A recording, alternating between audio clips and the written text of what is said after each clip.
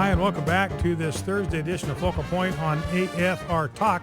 Hope you heard the spot at the top of the hour about the upcoming 8 Days of Hope, 8 Days of Hope 11, Roman numerals, just like the Super Bowl. This is 8 Days of Hope XI for the 11th 8 Days of Hope outreach, and we need volunteers. This one is scheduled for July 12th through 19, and it's in Tupelo, Mississippi. You saw the news reports about this tornado sweeping through Tupelo, damaging homes. 3,000 homes within 60 miles of Tupelo suffered damage, 700 in the city of Tupelo alone. 8 Days of Hope, which is a nationwide ministry, is going to focus its efforts in Tupelo on July 12th through the 19th. Volunteers are needed to help repair the homes and share the love of Jesus in a very practical way. As many volunteers as they can get are welcome: carpenters, plumbers, electricians, drywall finishers, painters, and a big need, especially for those with some skill in roofing. There's a job here for everyone.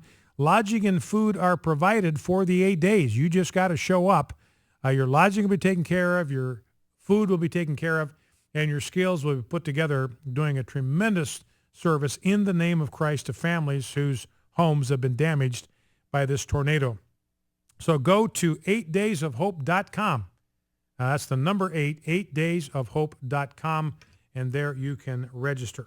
Now, let's grab clip number 3. No, 2 quick things on the homosexual agenda, just to close the loop on that. One of the problems with these initiatives to protect natural marriage is that if donors are identified, they get harassed. We saw that with Brendan Ike, the chairman of Mozilla. He got run out of his job because somebody leaked the information that he had made a $1,000 donation in 2008 to defend natural marriage in California. That was 6 years ago. Didn't matter. $1,000 donation, not a big donation for a man of his income, and yet he got completely drummed out of the industry. That guy will never work in IT again the rest of his life. He's now tainted forever because his identity as a donor to a pro-marriage cause was revealed. So those that would like to start these initiative campaigns on behalf of natural marriage are understandably concerned about protecting the identity of their donors. And because these are often 501c3 or 501c4 outreaches, there's no legal requirement that these donors be divulged. But here's a story out of Sacramento, Associated Press. Same-sex marriage opponents cannot keep the identities of their campaign donors secret, a federal appeals court ruled Tuesday in upholding a lower court decision. Now, you talk about a chilling effect. We saw restaurants that were shut down in California when people found out that the owner of the restaurant had donated to Proposition 8. We saw LDS churches vandalized in California. In Washington, when they pushed a gay marriage amendment, those that donated to the effort to stop the legalization of same-sex marriage in Washington, maps were printed, posted online that put, not targets, but pinpointed, put flags over the home address of everybody that donated on behalf of natural marriage so that their neighbors and their friends and their family members could identify them, their coworkers could identify them, and harassment certainly was the result. If you want to join the program, talk about anything we've talked about today, 888-589-8840 is the number, 888-589-8840. Boy Scouts, by the way, in a couple of their programs have lifted the age limit to 21 from 18. They've reduced the age limit from 21 to 18, and I think the reason is they had sexual predators in these programs.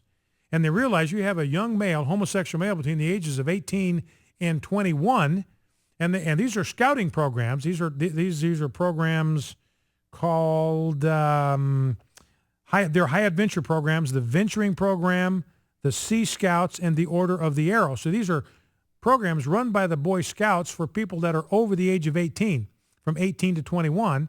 And because the BSA changed its policy, they've been allowing homosexuals in these 18 to 21-year-old programs not to be leaders, but to be in these programs as scouts. And I think what they're realizing, you got a lot of people in that age group that are going to prey on younger males in the scouting program. So they've had to move the age limit down to 18. Here's a story from NBC. Boy Scouts of America will limit the maximum age of youth in its program to 18 years old in 2015, down from 21.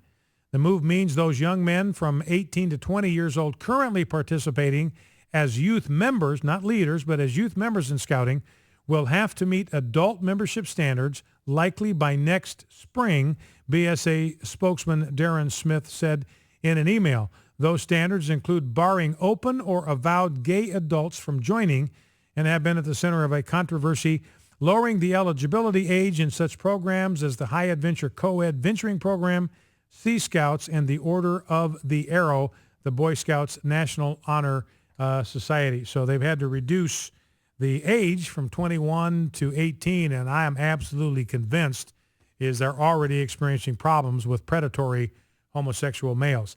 888-589-8840 if you'd like to weigh in, talk about anything we've talked about today. Now, let's we want to talk a little bit as the program heads toward the top of the hour about this scandal over the Veterans Administration. And here is clip 3. This is from CNN. This is their reporter. This is CNN now. This is David Griffin of CNN. These people are so liberal that they're going out of business. Their ratings are completely, absolutely in the tank, because their flagship motto used to be the most trusted name in news. Now nobody watches them because nobody can trust a word that they say. They turn on a news program and they find certified card-carrying member of the gay Gestapo, Carol Costello, going off on Christians who don't believe in man-caused global warming. And they're saying, look, that's not news.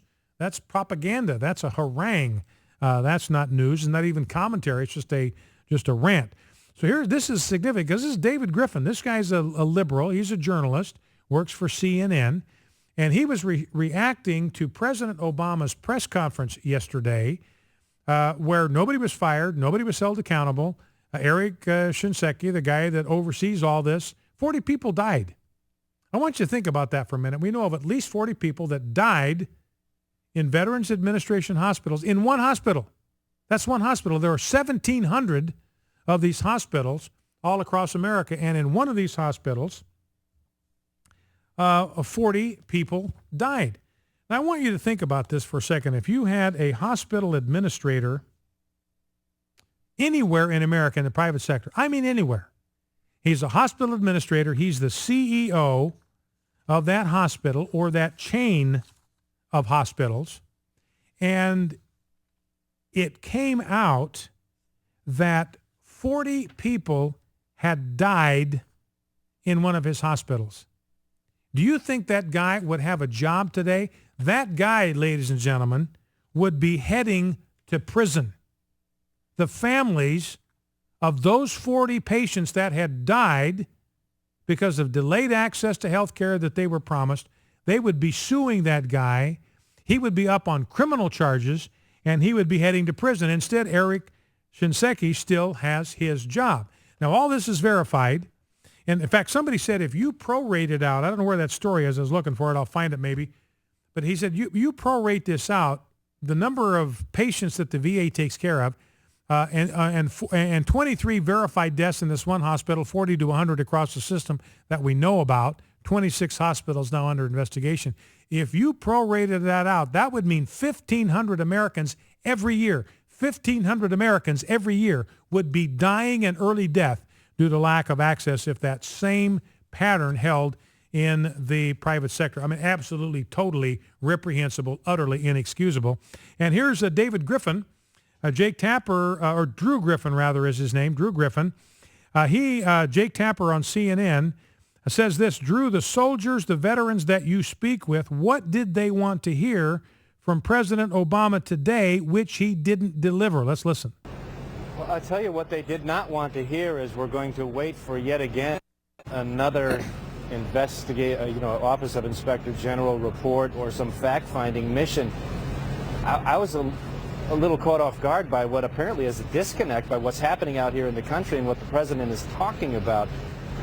I hate to be curt, but these GAO reports, these Office of Inspector General reports, these memos dating back to 2010 to 2008, this problem is real. It exists. It really doesn't have to be studied as to what's going on. The government has done its job studying these issues.